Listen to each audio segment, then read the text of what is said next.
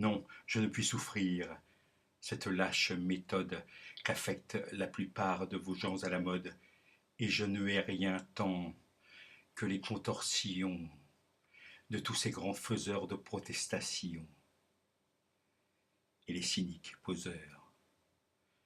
Le cynisme en pose, jamais en art de vivre, surtout pas, faudrait assumer.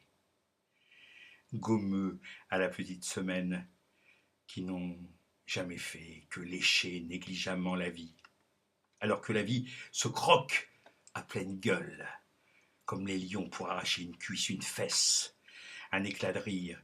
Ils ne rugissent jamais, trop vulgaires.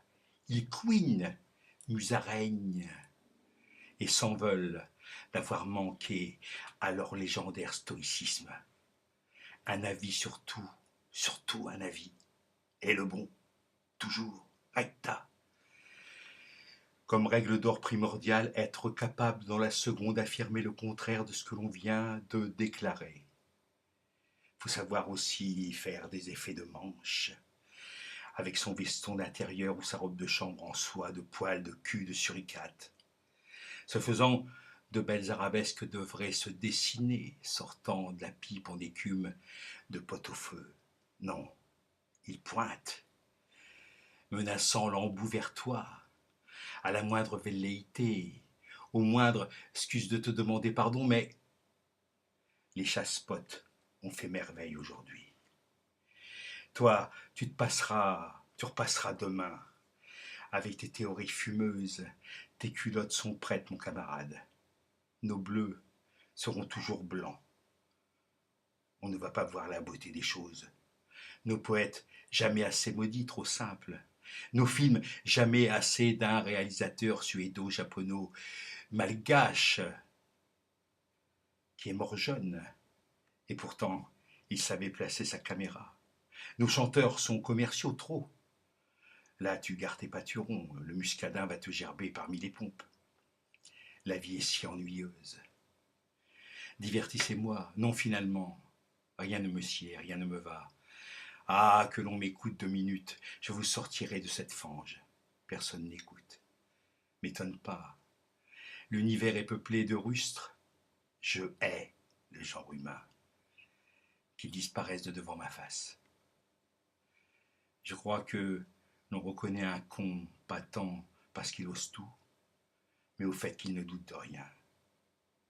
J'aime bien les gens qui doutent, qui ont la vie tout écorchée.